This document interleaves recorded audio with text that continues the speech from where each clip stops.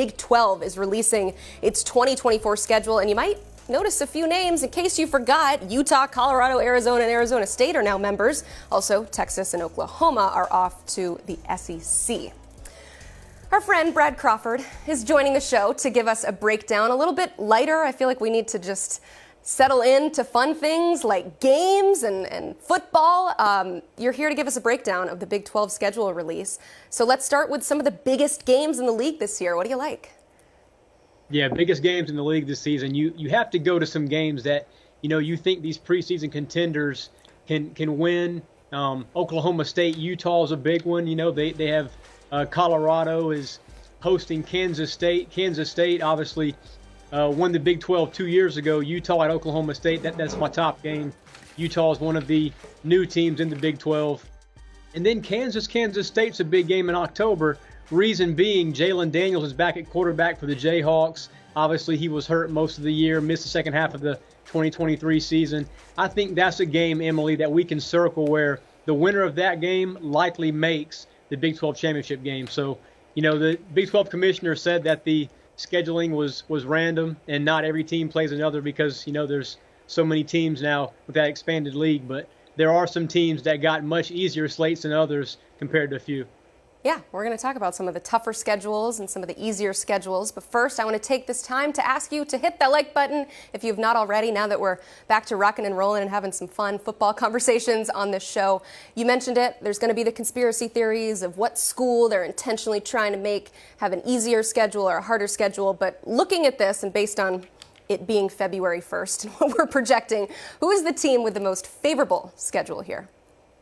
Yeah, I think Cincinnati and Kansas should be able to sort of cherry pick their way to bowl season. Two of the most favorable schedules in college football, not just the Big 12. You see Cincinnati's schedule opens up with Towson plays Pitt at Miami of Ohio. And then the conference schedule begins. Cincinnati's a team that struggled last season but should be able to get to 6 wins and back to bowl eligibility with ease. Cincinnati and Kansas this season only play one opponent ranked inside of our way too early top 25 at 24/7 Sports. I've already mentioned Jalen Daniels coming back for the Jayhawks. That's huge. They're battle tested. He's healthy now. And if there's a third Big 12 team I think to watch that has an easy slate, it's Utah. And Kyle Whittingham, he's won a couple Pac-12 championships the last 3 seasons. He's won 2 there out west. So Utah, Cincinnati, Kansas, you see Utah's schedule there. Those are the 3 teams that I think have a favorable road to the Big 12 championship game. But Cincinnati's not a team yet, Emily, that I'm putting in that upper echelon despite the favorable schedule.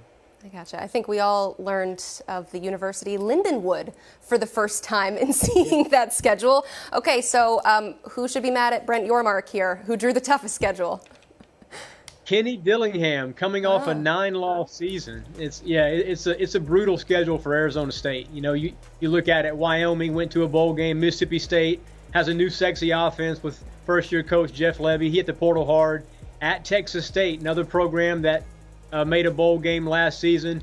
And that's just a non-conference slate. The conference slate is just brutal. Begins at Texas Tech, then Kansas, then Utah. That's a brutal 6-game slate for the Sun Devils to open that first half. We mentioned the back end doesn't let up either. There's games at Oklahoma State, at Kansas State, at Arizona. Both the Wildcats' top 2 offensive playmakers are back. So that's a lot to ask for Kenny Dillingham and that coaching staff coming off that 9-loss season in year 2 to try and improve that record.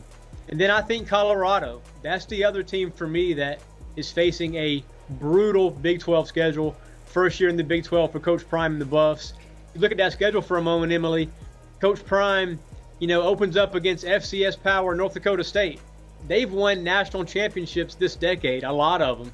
Mm-hmm. And I think the early line for that is like 7.5 points. So that's not going to be easy. Have to go to Nebraska.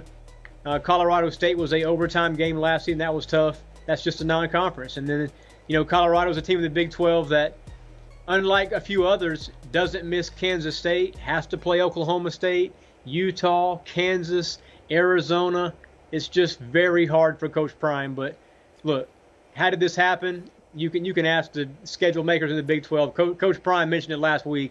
He ain't too happy because it's not a well-balanced schedule for him. But, That said, I do think Colorado can certainly improve on that 4-8 finish in year one. Not very friendly to the new members of the Big 12. As it pertains to Colorado, you actually wrote that Coach Prime received a few calls about some head coaching offers, but that he is happy with where he is. So now that we have the schedule, and you've already laid out that it is challenging, so what are your expectations for his year two with the Buffs? I think you have to look at sort of the silver lining from what happened last season. 5 of those losses came by a single possession. That's something, if I'm Coach Prime, I'm hanging my hat on this spring. I'm telling all these new portal acquisitions, look, we were 4-8 last year, but we are not far from being a contending team in this power league that is the Big 12. We're also talking about the worst offensive line in Power 5 last season.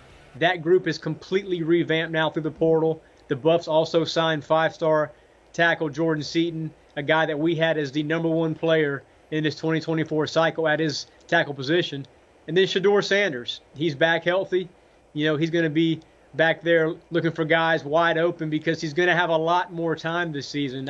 I think he's a guy who can break into that 2025 NFL draft first round, range if he has a good year and the Buffs keep him upright. So I know Coach Prime's expectations are Colorado can be a, quote, playoff contender. I got to see more on the field before I say that, and that starts at line of scrimmage. Okay. I said at the very beginning of this show that I have absolutely no idea who will win this league. It seems so wide open. Real quick, though, I have a 2-part question for you. Your pick for the title game, and how many teams will make it to the new expanded 12-team playoff? Very interesting there. So I've been going back and forth on this Big 12 championship preseason pick. Look, we're 8 months out from the season. There's still another spring portal cycle where I'm sure a lot of these upper echelon top-tier teams are going to add some guys, but I feel right now, here we are, February 1st, it's the most wide-open conference in America, and I'm going with schedule favorability here for one of my sides. So Lance Leipold, the Jayhawks, they get to the final. Kansas Jayhawks make the final against either Oklahoma State or Utah. The path for those two teams for me, the league's champion is obviously going to make the playoff. Whether or not they get one of those top 4 seeds in that expanded playoff, we don't know. But it's going to be very difficult, in my opinion, for the Big 12 to put 2 teams in that 12-team playoff because I think leagues that are stronger as a whole, are the SEC, the Big 10, ACC might have a couple playoff teams with Florida State, Miami, Clemson, NC State's not far off. So I think for an at-large Big 12 team, Emily, to make the playoff in addition to that conference champion, they're going to need some help from other leagues. So I don't see a 2-loss, non-champion Big 12 team getting in as a at-large team. So right now, just the Big 12 champion gets in the expanded playoff. Okay. You might not have the big blockbuster matchups that you see in the SEC and the Big 10, but man, this is going to be such an interesting league to follow this season, and we really appreciate you getting us hyped for it. Thanks so much. You can check out more of his work, of course, on 247sports.com. I alluded to an article that he wrote. Check it out there. Also, recruiting rankings, portal updates, all your favorite things. So keep it locked in to 247sports.com.